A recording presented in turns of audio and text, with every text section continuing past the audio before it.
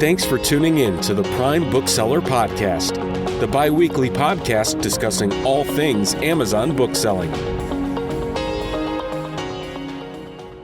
Hey everybody, welcome back to another episode of the Prime Bookselling Podcast. I'm Eric, and I'm back again. Sorry for anybody that has been following this podcast for a while. May notice there was a slight delay between episodes, and I do apologize for that.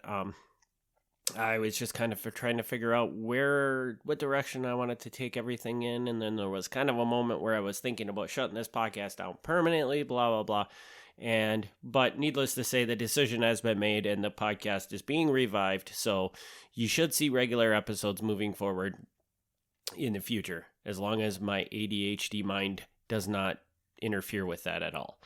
So what are we talking about today? Today I actually wanted to share, this is going to be kind of a shorter episode, just talking about a personal experience I had recently with Amazon customer support. And the reason, you'll learn if you've listened to this podcast. I'm not sure how much I've talked to this up to this point, but I have the philosophy of, even though I'm an Amazon seller and Amazon customer support is supposed to be there to help their sellers, I generally take to the approach that they're not there to help you, and that if you're better off just not reaching out to them. And this tale is going to tell you where that feeling comes from. So we have not done this episode yet, but recently, this will be coming up. Maybe this will be even the next episode I record today. But Amazon introduced some new placement fees at the beginning of this year, which basically means that when you, depending on the level of the fee you select, when you ship items in, depending on the level you select, when you ship items in, it'll split it into so many different warehouses. So the higher level you select, they might ship it to everything to one warehouse, and the middle is generally 2 to 3, and then the bottom one is like a ton of warehouses and blah, blah, blah.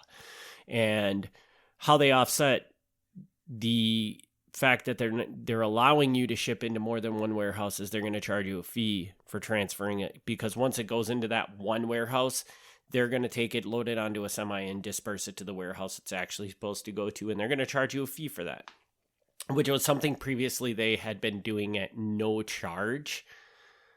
And so, just another money grab by Amazon to get a little bit more income coming in from us. So, but anyways, inevitably what happened was, so these fees went into effect, and there was a book that I sent into FBA that was, for whatever reason, their database was screwed up. And so for anybody that's not really, for the listeners that are kind of new to the Amazon world, basically how it works, when you ship a book into Amazon FBA, Amazon's database has built-in dimensions. Basically, they entered in dimensions of what this item is worth, and that's how they calculate how much they're going to charge you in storage for it. Well, this book happened to be, so this was a book, this is not a book that is of any, in fact, I would go as far as to say this is on the scale of books, a small book. And at least a normal size book, maybe not a small book, but this book had the dimensions, whoever entered them must have fat fingered something or something like that. And these dimensions were like 600 inches by 800 inches by 400 inches. Now, if you sit down and you figure that out, think that in your head, a book that is 600 by 400 inches probably wouldn't even fit in my warehouse. That's how big it is. It might not even fit inside of a semi. And so what inevitably happened, because this book dimensions were all screwed up, it got classified into what Amazon calls oversized storage. And I only had a certain amount of oversized storage. Well, this book was so big, this one book took up all my oversized storage. And when I hit that maximum of the oversized storage, another new fee they introduced this year was that they'll let you go over that size ratio, but then they're going to charge you exuberant fees to be over it. So I started out by opening a case with Amazon, and I said, "You're charging me a $2,500 fee for this book. How do I make this stop?" And they immediately said, "We'll get it out of the warehouse, because then it won't accrue any more charges." So that's what I did. I requested a removal of the item, and I got rid of it. And then we watched it, and that $2,500 fee stayed there. So apparently that $2,500 fee because when it first happened, it was a $12,000 fee. By removing the book, it got dropped down to a $2,500 fee. So then I went back to him and I said, okay, well, I removed the book like he told me. And then now I'm seeing this $2,500 fee. I don't think I should have to pay this $2,500 fee. It's blatantly obvious if you look at the dimensions of this item that there is no book in existence that has the dimensions that your database says it has. I opened a case with Amazon explaining this. They sent me back a form letter that basically says there's nothing they can do. And mainly the reason why they can't do anything is because what they would normally do is they would request that item to be pulled from the shelf, remeasured, and then have the dimensions updated. But because they had told me to remove the item, they said, well, we can't pull it and measure it so we can't, there's nothing we can do. And so we just have to go off what's in the database. And so I'm like, okay. And I'm like, well, that's really unreasonable because, I mean, I understand if I was making a complaint about a book that, I was saying that's only a 2-pound book and you have it in the system as a 3-pound book. I can understand needing to measure that, but these numbers were so grossly off that anybody with half a brain could have looked at this and said, yeah, that isn't right. And even at a certain point in time, these representatives, of course, now I want to make it very clear when I did this, I opened up probably 19 cases trying to get somebody to look at this and actually tell me what I could do to fix it. And every one of those 19 cases was just responded. No matter what way I phrased what the problem was, all 19 responses came back as just a form letter. And the form letter said essentially the same thing in every time.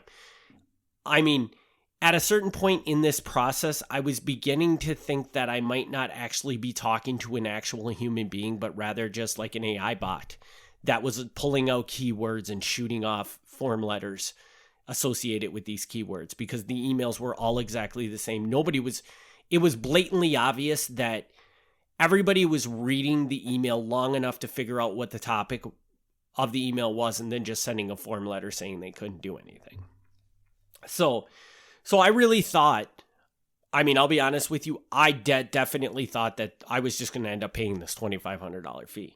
But then I talked to a friend of mine and he told me that he had seen that people were posting out on the Amazon seller forums that they would post a problem and then an Amazon rep would come in through the forums and contact them to get the issue resolved. And he said, it seems like people are getting the issues resolved by doing this. So why don't you try that?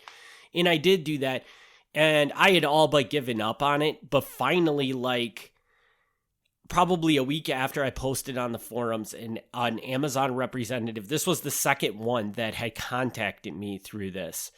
And this one finally, it was blatantly clear that this was one representative that Amazon had that was actually going to read my emails and try to resolve the issue rather than just, I got the impression that either the first people I was talking to, either all they were doing was trying to close the case. They had no interest in helping you. They were just trying to get it, do whatever they could do to close out the case so it was gone. Or it wasn't even a real person and it was just like an AI bot that was just sending out form responses to everybody. But this person, you could tell, was legitimately like reading the messages and was looking for a solution to the problem. And it turned out all the solution was, and when they told me to do this, I didn't even believe that this would work. But they're like, just go into Amazon, look up the item, and you'll just have to manually adjust the dimensions of the item. Once that's updated, everything should be fine. And I'm like, really? And I'm like, I had just dismissed that as not working because I just figured that it wouldn't work. But I went in there and I updated it, and sure enough, like 24 hours later, the dimensions were updated.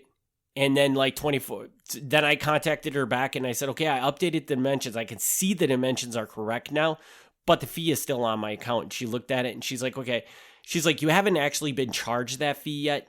So she's like, that's just an estimate. Give it like 24 hours and you should see that fee fall off. And the fee did fall off.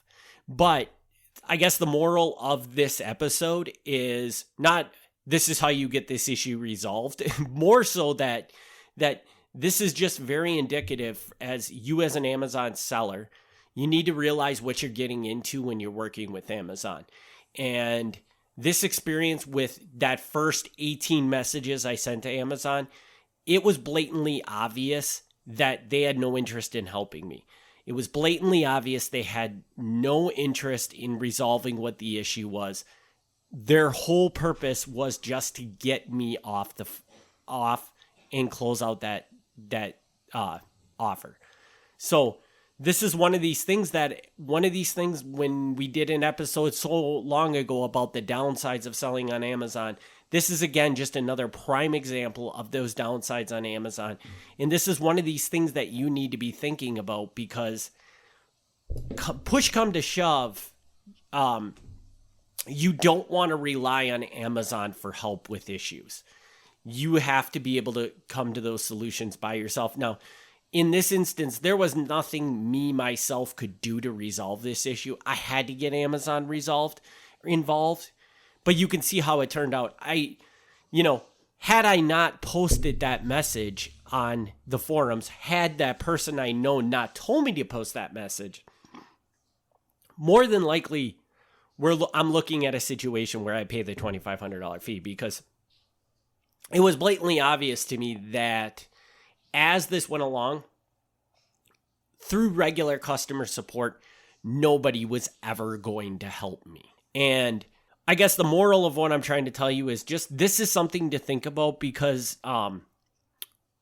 Amazon, I was actually recently listening to a podcast by another Amazon seller that described Amazon this way, that they don't see you as a seller, as a human being. They don't see you as a business. They don't see you as anything. You are nothing more than a commodity to them. And if you become a pain to them, they just want you to go away because they know that the next commodity or the next seller is going to come on board and provide them with what they need. So you mean nothing to them. So they have very, very, very little incentive to help you with anything. I see so many sellers that get into this business and think, oh, me and Amazon are really good friends. We're both making so much money. And maybe you really like Amazon, but I promise you Amazon does not like you. And they're going to throw you away as quickly as possible. And this is something that you need to realize when you go into this business, because you need to realize who you're partnering with. And by no means am I telling you out there, I'm an Amazon seller. I will stay an Amazon seller until something comes along that can do half of what Amazon can do. But the point is that I'm not telling you not to get into that partnership, but I also am telling you that you need to realize what that partnership is. And too many people run into something like what I ran into. And I'll be honest with you. First of all, this one I wasn't high on my radar of a thing of like, I was pretty sure that Amazon was going to look at this and have half a brain and just adjust it, fix it, and it would go away. I didn't think this was going to be a big deal. But what I learned from this, and this is probably really the first time in maybe 2 years that I've really had any interaction with Amazon customer support. And what I've learned from it is there was a time when Amazon customer support would read your email and try to resolve the issue for you. But it's blatantly obvious to me now that is no longer the case. Their customer support is 150% focused on just getting cases closed out and doing it however they can do it. And if you're out there listening and say, whoa, I just bought something and I had to return it and the customer service person was great. I'm not talking about the customer facing side of it. I'm talking about there is a big divide between the people you contact when you're a buyer on Amazon and the people you contact when you're a seller on Amazon. And the buyer support might be great. I've never had a problem returning an item that I buy on Amazon, because if you know anything about Amazon's history, Amazon has always been very focused on providing the best possible experience for the buyer. But they do not carry that over to the seller side. In fact, I always used to use the theory, because people would always tell me that, oh, they're doing all this stuff with Facebook ads and Google ads. And I'm like, that's great. But like, to the best of my knowledge, first of all, I can tell you without a doubt that Facebook has no customer support. Or at least like, there's no number you can call and Facebook is going to help you with an issue. And I'm pretty sure they might have something set up for like Google Ads customers or something on Google side, but the customer support on Google side is very, very minimal, if at all, in existence. And I always thought, well, at least Amazon has somebody I can call. So, you're invested in this one big company and you think, well, at least they have a support number to call. So if hopefully somebody can help me with an issue. And this experience has shown me that their customer support, while they have the number and you can call it, it is literally no better than, and I shouldn't say that because I didn't actually ever call Amazon, but their email support at least is no better than not having email support, because in this scenario, the email support side of it was just a joke. And I feel like the only reason that I got this issue resolved was because because I posted that I was having this problem in a public forum, and they only resolved the issue, or only made an effort to resolve the issue, because everybody could see it and that could lead to bad PR from them. So they're probably much quicker to respond to those. So my advice to you is as you go along in your business, if you run into a scenario where Amazon isn't giving you the support that you need, and my gut would tell me that the only time that's going to not be the case is when you are not contacting Amazon for support, because I don't think that their customer support has any interest in resolving issues. They just have interest in closing tickets. But when you do resolve, if you do have a big issue like I have, I think hitting the public forum, hitting in a place where Amazon sees that other people can see you're saying Amazon's being shady, is probably the only way you're going to get support from Amazon for the issue. And I would be curious if somebody else has had a different experience with Amazon's seller support. Please let me know. I don't want to hear about stories that happened 8, 9, 10 years ago, because I can tell you that 10 years ago, Amazon's customer support on the seller side was way better. But I was dumbfounded by how bad this support was for this relatively simple issue. And thank God to the lady that was in the forums that fixed this for me, or at least pointed me in the direction of how to fix it. But it really left me with the feeling that, wow, this is scary how bad this is for a seller. So again, I want to reiterate that I didn't put this podcast together as a way to push you away from selling on Amazon, but I also feel like there is not a lot of people out there that are going to tell you the straight and narrow of all this crap that you're going to deal with. And that's what this podcast is about. It's about truly educating you at what you're going to run into as you move along into your Amazon business. So with that said, I'm going to wrap this episode up, but please, if you have any questions about this, if you've had a very dramatically different experience, heck, if you've had a good experience and you feel like you've kind of figured out how to make Amazon customer support work, seller support work, where they'll actually respond and read your emails, reach out to me, sales@kingsragemedia.com. I will happily have you on this podcast to talk about it, because I think that this is something that every seller is going to face at least once in their life. if you're like, I don't know if I even want to sell on Amazon, the one thing I can tell you about this is that, like I said, this literally was the first time in probably 2 years that I've had to even contact Amazon support. And it's going to be, hopefully I won't have to contact them for another 5 years. So this is not something you have to typically deal with on a regular basis, especially as an Amazon bookseller. But I just want to get this story out so that the world can understand, that I think the default that everybody has when they start having success selling on Amazon is that they think Amazon's their friend and, like, we're doing this great thing. I'm making them money. They're making me money, blah, blah, blah, blah, blah, blah. And that is so far from the reality of it. And it's better to know that going into it than to be like, what? Like, you're not going to help me with anything.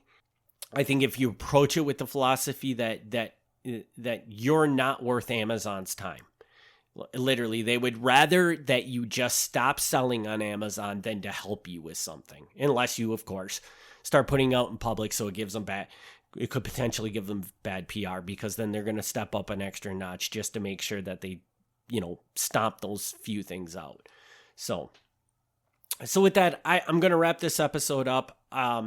If there are questions about this, if anybody disagrees with me about the customer support, please feel free to reach out to me.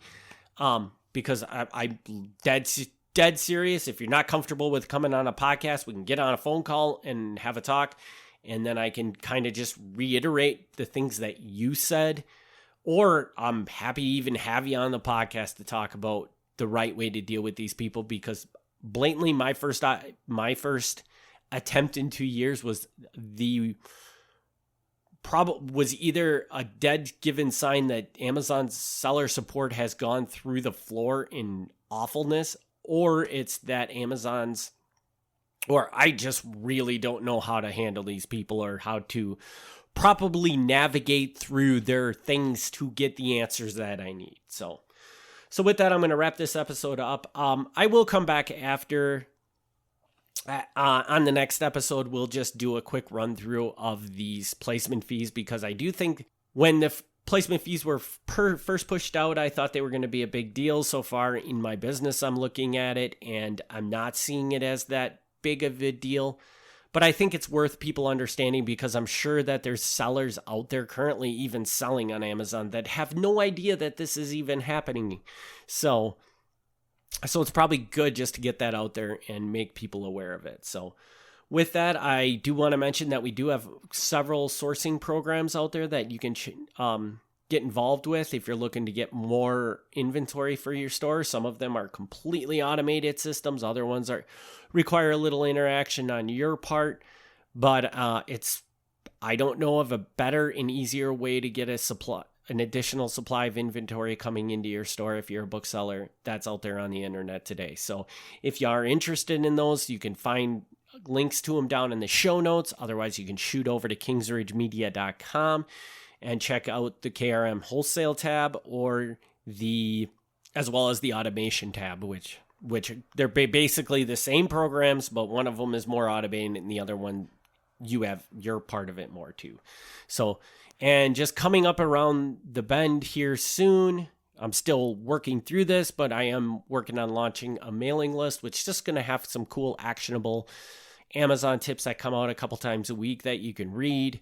And so if you are interested in jumping on board with that, you can also find that at Kings Ridge Media. I do have the landing page already set up. If you look up on the menu bar on Kings Ridge Media, you'll see just the basics, or just basics, I think it says. Click in there, sign up for that mailing list, and just so you know, it is, as of right now, not completely set up, but I'm assuming that by August 15th, there will start being emails sent out with just little actionable tips. If you're a Ritual podcast listener, you'll probably have heard many of the tips already, but the good thing is that it never hurts to be reiterated, because, I talk fast, you listen fast, you don't absorb everything. So the more ways you can get this information absorbed into your brains, the more times, the better off you're able to the better you'll remember it and the better seller you're going to be in the end. So with that, I will see everybody back in 2 weeks. And again, I want to apologize for the long delay in releasing an episode. I just had to figure out some things of where I was going and what I wanted to do. So thanks everybody for tuning in to this podcast. We'll see you on the next one. Thanks for listening to the Prime Bookseller Podcast. Join us for the next episode as we discuss all things Amazon bookselling.